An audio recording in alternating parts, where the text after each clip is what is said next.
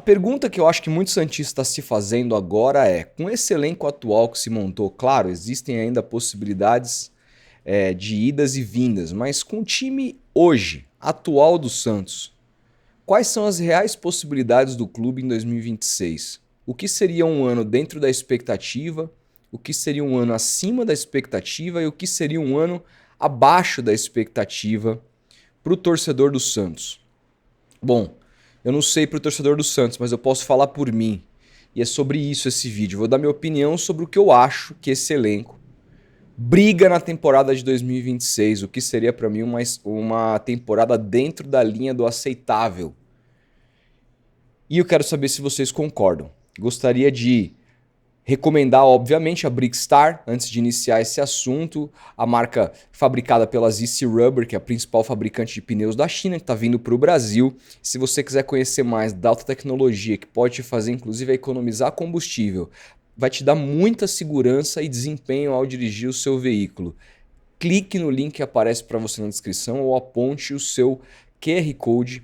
Aponte o seu celular, desculpa, para o QR Code que aparece na tela. Entre no site. E claro, se você seguir o Instagram da Brickstar e for membro desse canal, você concorre todos os meses nos pós-jogos, no último pós-jogo do mês, a duas camisas do Santos oficiais. Isso mesmo. Então, você não perde por esperar para seguir a Brickstar no Instagram, assim você vai ficar sempre muito bem informado sobre as novidades da marca. Fechado? Dito isso, vamos seguir em frente, porque precisamos falar sobre esse time do Santos. O Santos, ele tá numa situação meio ainda indefinida, né?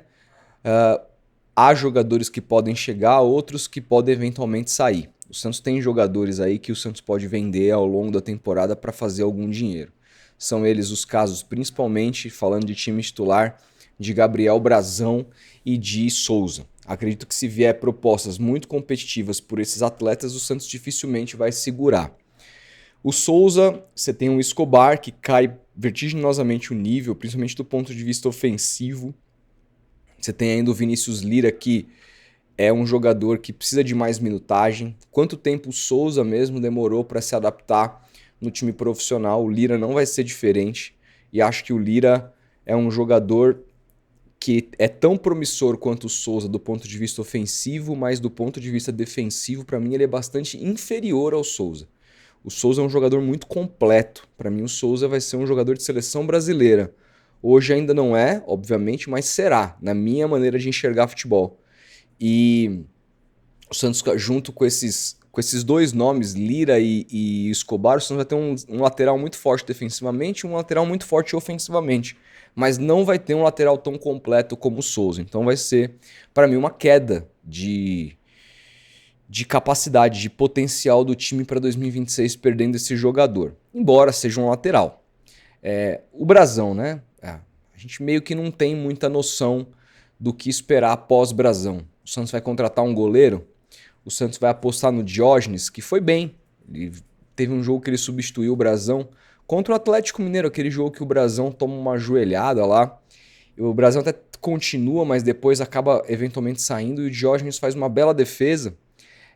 O Diógenes é o cara, a comissão técnica entende ele como cara preparado para substituir o Brazão. O Santos tem dois goleiros na base muito bons. Um é o Falcão, que hoje joga no time da Copinha. Rodrigo Falcão, bom goleiro. Precisa ainda ter um pouquinho mais de segurança, mas é bom goleiro, esguio, rápido, tem reflexo, defensor de pênalti. E o Santos tem o dito fenômeno João Pedro, que tem apenas 17 anos, foi titular no Mundial da categoria pela seleção brasileira e é tido como o Neymar dos goleiros, a grande revelação do Santos nos próximos anos. Mas é muito novo. Aqui a gente não tem a cultura no Brasil de colocar um goleiro tão jovem para atuar, como foi feito, por exemplo, com o Donnarumma no Milan e há alguns anos atrás. Donnarumma, que na temporada passada foi eleito o melhor goleiro da Europa e depois chutado pelo Luiz Henrique no PSG, hoje é goleiro do City. Bom, tem essas lacunas. Bom tempo pode eventualmente ser uma moeda de troca, pode sair, a depender da janela. Então, me imagino que essas sejam as potenciais saídas do Santos do time durante a temporada. se é que vai haver, mas eu acho que vai porque existe no próprio orçamento do clube um planejamento robusto de venda de atletas. Então eu não contaria com esses 2 jogadores a temporada inteira, sendo bem realista. Do ponto de vista de chegadas, se fala ainda em pelo menos 2 reforços, um ponto esquerda, ainda se comenta muito o nome do Rony, e um volante, que ainda se comenta o nome muito do Lochola, que é volante do Independiente de Avellaneda, da Argentina. Bom, eu acho que são jogadores que vão se encaixar muito bem, devem ser titulares muito por conta do que eles fazem sem bola. Acho que o Santos, com uma dupla ofensiva, com Gabriel e Neymar, e o Vojvoda sabe disso, vai precisar de um time mais intenso, vai precisar de um time que sem bola sufoque mais o adversário, porque vai contar menos com a marcação-pressão lá na frente de 2 atacantes que não tem como característica de fazer isso. Então vai precisar de um time que tenha mais velocidade e que não negocie a corrida para trás para poder sustentar 2 jogadores lá na frente que vão estar em campo, vão cercar, vão fazer o trabalho, mas o grande trabalho deles é com a bola nos pés, o trabalho ofensivo. Então eu entendo essas contratações, acho que são caras, acho que o Santos não deveria fazê-las pensando no caixa do clube, pensando nas dívidas, mas pensando no campo e bola, eu entendo. Pensando com a cabeça do Vojvoda, eu entendo as contratações. Então, independentemente dessas chegadas e saídas, e o nome do Rony pode mudar, o nome do Lochola pode cair e vir outro jogador, então eu quero trabalhar essas possibilidades do que o Santos pode brigar com o elenco atual, inclusive hoje com o Brazão e com o Souza ali na lateral esquerda. Para mim o Santos tem um elenco, primeiro que o Santos começa um trabalho que é uma continuidade muito diferente do que como começou a temporada passada. Segundo que o Santos tem hoje alguns jogadores que já estão mais adaptados ao clube, à realidade do clube, e que passaram por dificuldades em 2025, brigando para não cair, que não é uma coisa fácil, mentalmente falando, e que eu acho que vão entrar em 2026 com um pouco mais de confiança, não só confiança individual, mas confiança coletiva no trabalho, confiança no projeto do que entraram em 2025. Eu imagino que o Santos vai entrar mais forte. Imagino que se o Santos começar essa temporada muito mal, se o Santos não jogar nada de sábado, se o Santos passar aí uns 3, 4 jogos sem jogar bem, não conseguir se encontrar, um time bagunçado dentro de campo, eu acho que vai surpreender muita gente, porque o que se espera do Santos, dado uma continuidade de trabalho de um ano para o outro que não acontecia há muito tempo, é justamente um time que consiga trazer consigo os melhores momentos do ano passado. E o Santos fecha a temporada de 2026, 2025 muito bem. Embora tenha enfrentado adversários mais fracos nas 3 últimas rodadas do campeonato, o Santos, quando enfrenta os 4 primeiros colocados dos 3 primeiros colocados, 4, né? Porque o Cruzeiro não tá. O Cruzeiro depois veio com reserva, mas o Santos tem uma sequência de Palmeiras, Flamengo, Palmeiras e Mirassol, que eram primeiro, segundo e quarto colocados do Campeonato Brasileiro. O Santos não fez feio. Embora o Santos tenha perdido 2 jogos fora de casa para Flamengo e para Palmeiras, o Santos não foi massacrado por essas equipes. O Flamengo chegou a ficar 3-0 para o Flamengo, mas o Flamengo jogando no erro do Santos, fez um primeiro gol de bola parada, os 2 últimos gols de contra-ataque. Na verdade, o terceiro gol com uma falha individual do Santos, um erro de recuo do Igor Vinícius, e o Zé Ivaldo também erra a proteção e acaba lá o Bruno Henrique fazendo o gol, mas o Flamengo joga muito no erro, não foi um massacre no Maracanã, que a gente viu um time muito mais forte, que ganhou Libertadores, disputou o Mundial de Clubes, massacrando esse time do Santos. Mesma coisa aconteceu no Allianz, quando o Santos perdeu de 2-0, mas o Santos teve chance de abrir placar, o Santos teve chance depois de empatar o jogo, o Santos teve boas oportunidades e não fez pela falta de qualidade de alguns jogadores ali da frente, como o Lautaro Dias, por exemplo. Então, contra o Palmeiras na Vila, eu sei que o Palmeiras estava desfalcado, mas o Santos foi superior a partida inteira. Contra o Mirassol, o Santos foi superior boa parte do jogo e só não venceu porque naquele dia o Neymar cometeu um pênalti bobo. Então o Santos não fez feio contra times de primeira prateleira do último Campeonato Brasileiro nessa última sequência. O jogo que o Santos fez feio realmente foi contra o Internacional, que ali o Santos foi numa escalação alternativa também do Vojvoda para poupar os jogadores fisicamente para as últimas rodadas. Isso depois acabou se provando correto. O Santos empatou aquele dia, mas poderia ter sido goleado. Foi a única atuação, para mim, junto com o jogo do Ceará no Campeonato Brasileiro, no comando do Vojvoda, que o Santos foi completamente dominado pelos seus adversários. Então, assim, em que pese o Vojvoda ter errado nos planos de jogos, em alguns jogos, eu ter criticado substituições e o caramba, que é absolutamente normal e essas críticas continuarão, assim como os elogios, você viu um time saindo do ano passado organizado, e um time que dificilmente era completamente dominado pelo adversário. Isso a gente imagina que aconteça. Então, diante desse último recorte do Santos no Campeonato Brasileiro, para mim, o aceitável no Santos é que o Santos chegue em fases agudas de torneios de mata-mata, e não necessariamente numa semifinal, mas que o Santos possa chegar numas quartas de final de Sul-Americana, quartas de final de Copa do Brasil, que o Santos possa chegar numa semifinal ou final de Campeonato Paulista. Isso e outra, e assim, sem sofrer em nenhum momento no Campeonato Brasileiro questão de rebaixamento. Acho que é um time para meio de tabela, acho que é um time que não vai conseguir nada muito além de um 8º lugar, e isso trabalhando com a realidade, não é pelo que a gente vai torcer, a gente torce para ser campeão de tudo sempre, mas é a minha análise fria e calculista olhando para esse elenco. Acho que é um elenco para ser forte nos mata-matas e claro, você chegou numas quartas de final de Sul-Americana, automaticamente está brigando pelo título. Você passou semifinal, são só 4 times, você pode ser campeão. Mas assim, se o Santos chegar numa, sei lá, quartas de final de Sula, numa semifinal de Copa do Brasil, numa final de Paulistão e ficar em 8º lugar no Campeonato Brasileiro, eu acho que todo mundo vai olhar para o ano do Santos como um ano positivo. Até porque vai ter sido um ano muito melhor que 2025. Então esse é um ano para mim dentro do aceitável, tá? O que seria um ano acima do aceitável? E como que o Santos precisaria, o que o Santos precisaria fazer para ter um ano acima do aceitável? O ano acima do aceitável para mim é o Santos chegar em finais ou da Copa do Brasil ou da Sul-Americana. E aí, gente, assim, com título ou sem título, uma final única como são esses torneios, tudo pode acontecer. Você pode ganhar ou não, mas se o Santos chegar numa final de uma dessas competições, para mim é acima do esperado. Se o Santos se classificar para a Libertadores diretamente no Campeonato Brasileiro, em fases de grupos, seria muito acima do esperado para mim. E de repente, sei lá, bater campeão de algum torneio, até inclusive do Campeonato Paulista, que pode acontecer. Seria para mim acima do esperado. E o que precisa acontecer para o Santos ter um ano acima do esperado, na minha visão? Passa muito pela dupla de ataque, passa muito por Gabriel e por Neymar. Passa muito do nível que eles vão apresentar ao longo da temporada.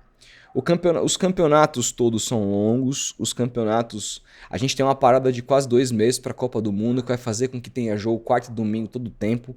O Neymar não aguenta isso. O Gabriel aguenta um pouco mais, mas não é o ideal que ele jogue todas as partidas.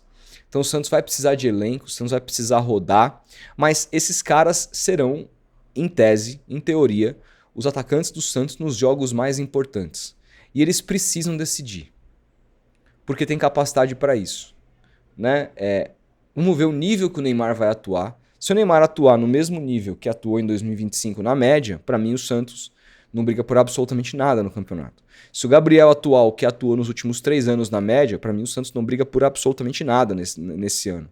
Agora, se o Gabriel conseguir, de alguma maneira, retomar, eu não digo o seu melhor momento, 2019, 20, mas se ele fizer um ano como ele fez em 22, por exemplo, pelo Flamengo, ano que ele fez gol de título de Libertadores também, né? Que ele foi muito bem ao lado ali do Pedro, no time do Dorival.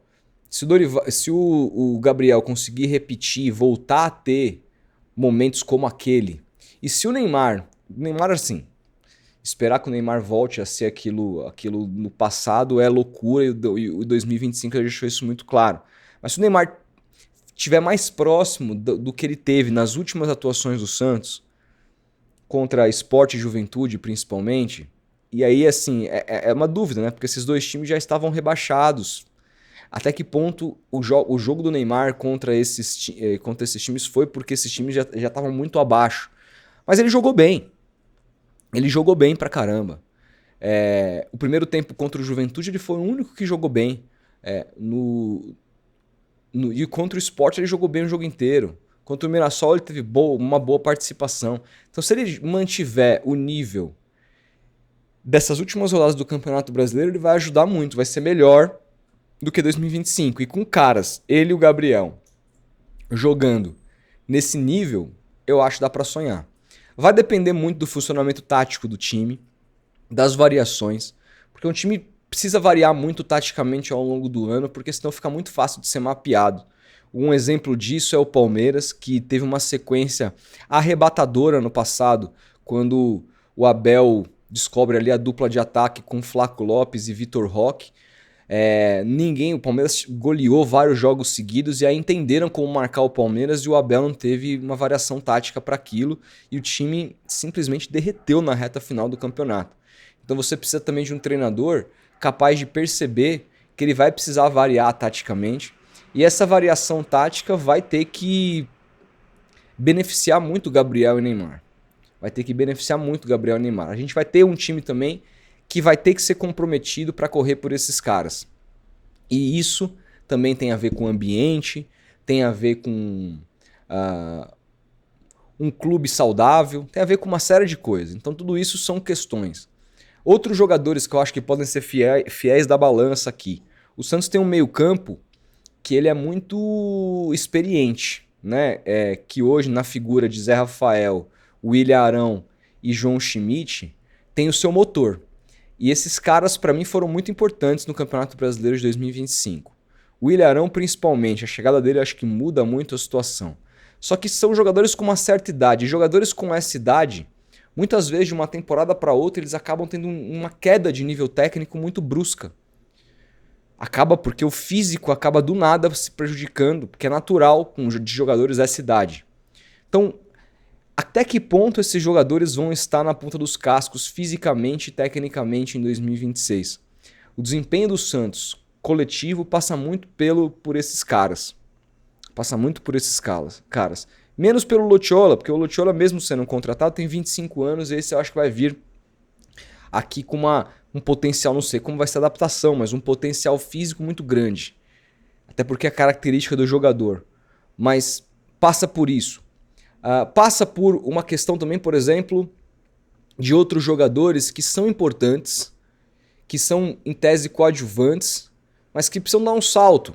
Barreal, que foi comprado por um valor robusto, e principalmente o Roleiser, que foi comprado ano passado e acabou se tornando um reserva dessa equipe. E pelo que ele custou, ele não pode ser reserva, ele tem que ser titular. Pelo que ele custou e pelo que ele custa. O Roleiser, quando jogava no Estudiantes, o primeiro ano dele no Estudiantes foi um ano comum. O segundo ano é que ele explode. Ele vai ter, agora mais adaptado ao time, essa evolução que ele teve de um ano para o outro no Estudiantes. Se o Roleiser jogar o que ele jogou no segundo ano dele de Estudiantes, o Santos tem um jogadoraço que pode ajudar muito durante a temporada. O Barreal precisa continuar sendo esse cara que se entrega muito sem bola e com bola ajuda, é um cara inteligente. Vai manter o nível? Tudo isso é muito importante para que o Santos continue forte. Igor Vinícius encerrou a temporada muito bem. Foi um lapso do Igor Vinícius? Ou essa vai ser a toada de agora em diante do Igor Vinícius jogando com a camisa do Santos? A dupla de zaga, Zé Ivaldo e Adonis Frias, vai se firmar? Luan Pérez e Alexis Duarte vão, de alguma maneira, se sobressair? A zaga, esses 4 zagueiros, que são os zagueiros que mais vão jogar na temporada, vão manter o alto nível? Todas essas são questões e dúvidas que a gente só vai começar a ver com o tempo, com a bola rolando. Mas passa muito de tudo isso para a temporada do Santos ser uma temporada boa. De novo, a minha expectativa é que o Santos faça um ano sem sustos do Campeonato Brasileiro e que se classifique para quartas de final, pelo menos, das competições mais duras, como Sul-Americana e Copa do Brasil. O Campeonato Paulista é obrigação do Santos, pelo menos, chegar na semifinal. Agora, será que nós veremos novamente um ano abaixo da crítica? Será que com Gabriel e Neymar no ataque, gastando ainda mais dinheiro para montar esse elenco, o Santos vai fazer o torcedor sofrer de novo e fazer um ano abaixo do aceitável? Se isso acontecer, acho muito pouco provável que o Vojvoda se mantenha por muito tempo. E aí vai começar aquele ciclo vicioso do Santos de troca de técnicos e treinadores que não querem assumir porque não tem estabilidade. Então o Santos sempre vai no treinador que tem no momento ali disponível, o mais louco do mundo para assumir, e a coisa começa a degringolar. Então, olha, assim, seria muito surpreendente para mim o Santos viver um ano assim, de briga contra o rebaixamento, mas ano passado também eu disse a mesma coisa, que seria muito surpreendente o Santos brigar para não cair com o elenco que tinha formado. Esse ano é mais surpreendente ainda porque não estamos começando um novo trabalho, não estamos mudando tanto o elenco, são jogadores mais adaptados à realidade, mas ainda assim é futebol. E o futebol brasileiro não é só sobre o Santos, é sobre os adversários, que estão cada vez mais preparados, cada vez mais contratando, cada vez mais se reforçando. Times lá da primeira prateleira cada vez mais endinheirados, que podem simplesmente fazer com que esse abismo torne-se cada vez maior. Então não vai ser fácil, não vai ser fácil, mas esses são os meus 2 centavos. Quais são as suas expectativas para o Santos de 2026? Comenta aqui embaixo e em breve eu vou trazer uma novidade muito importante de um projeto novo que eu vou lançar aqui nesse canal. Então fica atento, ativa o sininho para não perder os vídeos, porque eu acho que vocês vão gostar, tá bom? Grande abraço e até a próxima.